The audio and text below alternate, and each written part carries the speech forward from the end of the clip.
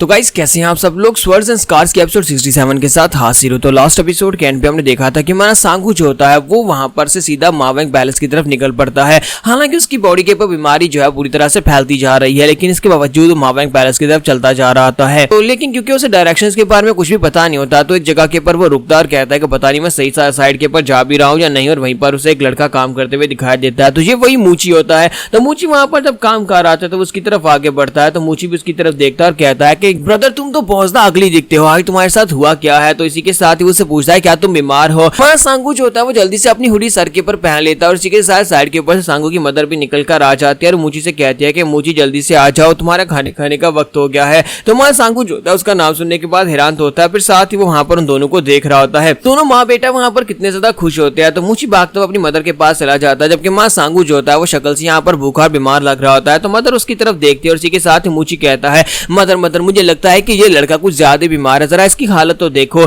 ये बहुत ज्यादा अगली दिखाई दे रहा है। तो उसकी मॉम उसे कहती है कि हाँ मुझे लगता है कि इसे यहाँ पर एक इन्फेक्शियस डिजीज हो गया है। तो ये बात सुनने के बाद मूची कहता है कि मॉम अगर इसे इन्फेक्शियस डिजीज जल्दी से यहाँ से भगा दो, कहीं ऐसा ना हो कि मुझे भी इन्फेक्शन हो जाए उस बैक्टीरिया से, मैं भी यहाँ पर बीमार हो जाऊंगा। तो मदर उसे कहते हैं कि नहीं तुम्हें परेशान होने की जरूरत नहीं है, बहुत सारे लोग इस बीमारी की वजह से बहुत ज्यादा डरते हैं, उन्हें लगता है कि ये बीमारी बहुत ज्यादा खतरनाक है, लेकिन ये बीमारी इस तरह से बिल्कुल भी नहीं फैलती है, इतनी आसानी के साथ तो बिल्कुल भी नहीं फैलती है। तो हमारा सांगू जो होता है सुनकर काफी हैरान होता है कि इस औरत को तो यहाँ पर मेडिसिन के बारे में काफी कुछ पता है, बीमारियों के बारे में भी नॉलेज है। और इसी के साथ ही हमारा सांगू जो होता है उनसे पूछता है क्या मैं मावेंग फोर्ट्रेस के रास्ते पर हूँ, क्या यही रास्ता मावेंग पैलेस की तरफ जाता है। तो उससे कहती है हाँ यही रास्ता जाता है। तो हमारा सांगू जो होता है उसकी बात सुनने के बाद पीछे की तरफ मुड़ जाता है, यानी कि उस डायरेक्शन में चल पड़ता है जहां पर मावेंग फोर्ट्रेस होता है। जब किसी के साथ ही आंटी उसे कहती है कि जरा रुक जाओ बच्चे मेरी बात सुनो, और इसी के साथ ही अपने पास से राइस बॉल निकालती है और उसे कहती है प्लीज मुझे माफ करना, मैं तुम्हें सिर्फ और सिर्फ इतना ही दे सकती हूँ, हमारे पास सिर्फ इतना ही खाना है। और इसी के साथ ही हमारा सांगू आगे बढ़ता है, जाकर उसके पास से राइस बॉल ले लेता है और उसे खाते खाते वहां पर से आगे बढ़ जाता है।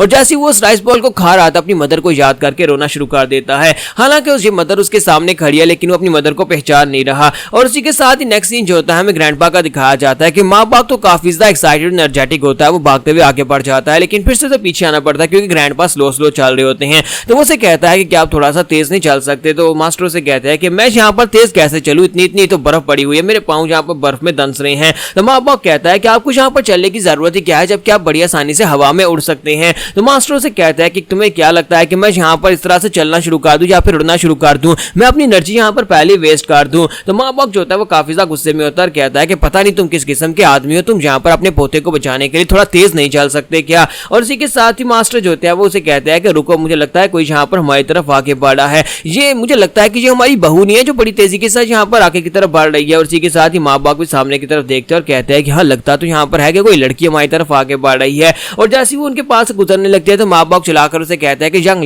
लेडी यहाँ पर आ जाओ। और हमारी यंग मिस जो होती है वो भी वहां पर नीचे उतर आती है और उसे कहती है ग्रैंडपा मास्टर माँ बाप आप लोग यहाँ पर क्या कर रहे हैं, आप दोनों यहाँ पर इस जगह पर क्या कर रहे हैं। तो मास्टर माँ बाप उसे कहते हैं कि हम लोग तो यहाँ पर यंग मास्टर को ढूंढने के लिए निकले हैं, यंग मास्टर कहाँ पर है, तुम अकेली क्यों हो, तो हमेशा तुम्हारे साथ ही होते हैं ना। तो इसी के साथ ही हमारी शिन रोना शुरू कर देती है। तो जब वो वहां पर रोना शुरू कर देती है तो इसी के साथ ही मास्टर माँ बाप कहते हैं तुम्हें क्या हो गया, तो वो और भी ज्यादा रोना शुरू कर देती है। तो ग्रैंडपा उसका मजाक उड़ाते हुए कहता है कि देखो तो जरा इस बच्ची को देखो, इतनी बड़ी हो गई और फिर भी यहाँ पर हमारे सामने किस तरह से धाड़े मारकर रो रही है, तुम्हें इस तरह से बिल्कुल भी नहीं रोना चाहिए। जबकि माँ बाप गुस्से के साथ उसकी तरफ देखते हैं और कहते हैं कि मास्टर कभी तो यहाँ पर आप सीरियस होकर बात किया करो। और इसी के साथ ही माँ बाप उससे पूछते हैं कि यंग लेडी प्लीज बताओ तो सही आखिर हुआ क्या है, मुझे पता है कि तुम दोनों काफी मुश्किल समय से गुजरे हो, हमें यहाँ पर इतना पता है कि तुम लोग रॉयल पैलेस में गए थे, फिर वहां पर से शाओलिन टेंपल में गए थे, लेकिन अब यंग मास्टर कहाँ पर है। तो उसे कहती है कि यंग मास्टर पता नहीं कहाँ पर चले गए हैं, लोग शाओलिन में गए थे जहां पर शाओलिन की आंटी ने अपनी पावर्स इस लड़के को दे दी, लेकिन इसके बावजूद वो उसकी पावर्स को सप्रेस नहीं कर पाई और हमारा यंग मास्टर जो है वो अभी मौत से नहीं बच सकता। और इसी वजह से यंग मास्टर रात के वक्त मुझे अकेला छोड़कर चले गए, वो मावेंग पैलेस के डिस्ट्रॉय करने के लिए निकल गए हैं। ग्रैंडफादर उसे कहता है कि बस शांत हो जाओ, यहाँ पर रोना बंद करो, कोई भी यहाँ पर मरने वाला नहीं है, सांगू को मैं मरने नहीं दूंगा। और माँ बाप भी उसे कहते हैं कि हाँ हम लोग उसे यहाँ पर मरने नहीं देंगे, अब बताओ कि क्या वो वाकई में मावेंग फोर्ट्रेस की तरफ निकल गया है। तो मिस शिन कहती है कि हमें नहीं पता वो इस वक्त कहाँ पर है, वो रात के वक्त अचानक निकल गया और उसे यहाँ पर मावेंग पैलेस के लोकेशन के बारे में भी नहीं पता। गार्ड जॉन इस वक्त मावेंग पैलेस के बाहर खड़ा है ताकि अगर वो वहां पर आता है तो वो उसे यहाँ पर स्लो डाउन करेगा, क्योंकि उसे डायरेक्शन के बारे में नहीं पता, इसी वजह से वो कहीं रास्ता भटक गया होगा। अगर हम लोग अभी यहाँ पर से निकलते हैं ना तो हम लोग उससे पहले मावेंग फोर्ट्रेस में पहुंच जाएंगे और उसे वहां पर कुछ भी करने से रोक सकते हैं। जबकि यहीं पर से नेक्स्ट सीन मावेंग फोर्ट्रेस के बैकडोर का दिखाया जाता है कि वहां पर सभी लोग जो होते हैं अपने नाक बंद कर रहे होते हैं, क्योंकि हमारे सांगू की स्किन वहां पर पिघल रही होती है, जिसकी वजह से स्मेल निकल रही होती है। तो सभी लोग कहते हैं कि अब ये बंदा कहां से आया, लगता है कि ये बीमार है। जबकि हमारा सांगू जो होता है उसका फोकस सिर्फ और सिर्फ गू गिवा के ऊपर होता है। तो वो कहता है कि आज मैं यहाँ पर तुम्हें मार डालूंगा, अपनी मॉम और अपने डैड का बदला लेने वाला हूँ। दूसरी तरफ हमारी मिस शीन और मापोक जो होते हैं वो तेजी से आगे की तरफ बढ़े होते हैं, जबकि ग्रैंडपा फिर से वहां पर आराम से चल रहे होते हैं। वो कहते हैं कि जरा रुक रुक कर चलो, मैं यहाँ पर इतना तेज नहीं चल सकता।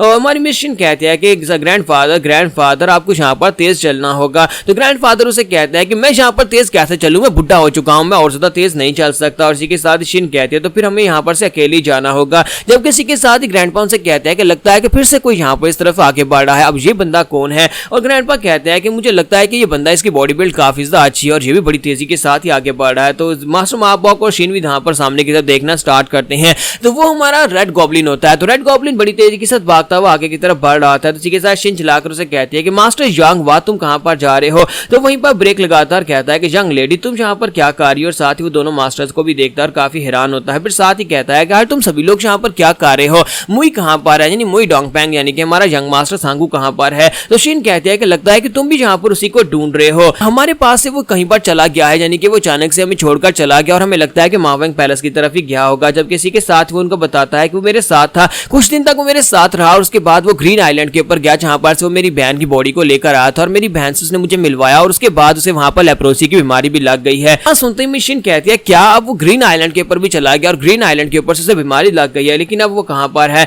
तो वो उसे कहता है कि अब वो सीधा मावेंग पैलेस की तरफ ही निकला है, इसी वजह से मैं यहाँ पर से उसके पीछे आया हूं ताकि मैं भी यहाँ पर उसके साथ दे सकूं मावेंग पैलेस को डिस्ट्रॉय करने में। तो ये बात सुनते ही हमारी मिस शीन जो होती है वो ग्रैंडपा की तरफ देखती है और कहती है ग्रैंडपा हमें तेजी से आगे बढ़ना होगा। जबकि ग्रैंडपा कहते हैं कि मैं यहाँ पर क्या करूं, बच्चा किसी एक जगह के ऊपर रुकता ही नहीं है, अब देखो वो ग्रीन आइलैंड से भी होकर आ गया है। और इसी के साथ ही रेड गॉब्लिन उनसे कहता है कि मुझे लगता है कि वो मावेंग पैलेस की तरफ ही गया है, लेकिन उसकी हालत बहुत ज्यादा खराब है, तो हमें जल्दी से जल्दी वहां पर जाना होगा, उसे फाइट करने से रोकना होगा, क्योंकि अगर वो फाइट करेगा तो वो पक्का मरेगा। तो ग्रैंडफादर उसे कहते हैं तुम यहाँ पर हमें जल्दी करने का कह रहे हो, क्या तुम भी वहां पर मावेंग फोर्ट्रेस में जाने वाले हो। तो वो कहता है हाँ मैं भी वहां पर जाने वाला हूं। तो ग्रैंडपा कहते हैं लेकिन तुम वहां पर क्यों जाओगे। तो इसी के साथ ही रेड गॉब्लिन उसे कहता है कि मैं यहाँ पर उस लड़की को अकेले मरने कैसे दे सकता हूँ, अगर वो वहां पर मरने के लिए गया तो मैं भी उसके साथ जाऊंगा। तो ये बात सुनते ही वो ग्रैंडपा उसे कहते हैं कि मुझे लगता है कि यहाँ पर कोई ट्रेंड चल रहा है, सभी लोगों को मरने की पड़ी है, सभी लोग यहाँ पर यंग मास्टर के साथ ही मरना चाहते हैं। तो ये बात सुनते ही रेड गॉब्लिन आगे से खामोश हो जाता है। तो ग्रैंडपा उसे कहते हैं कि बताओ ना कि यहाँ पर कोई मौत का ट्रेंड चल रहा है, क्या तुम सभी लोगों को लगता है कि मरना इतना आसान है। यहाँ पर जान मिली है हीवंस की तरफ से और तुम यहाँ पर किसी के लिए अपनी जान गंवाना चाहते हो।